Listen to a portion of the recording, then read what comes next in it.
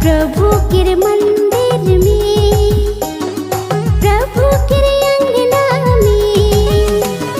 कृपा कर झरना बहा तेरे, दया कर झरना बहा तेरे, प्रभु कर अंगना में। कृपा कर झरना बहा तेरे, दया कर झरना बहा तेरे,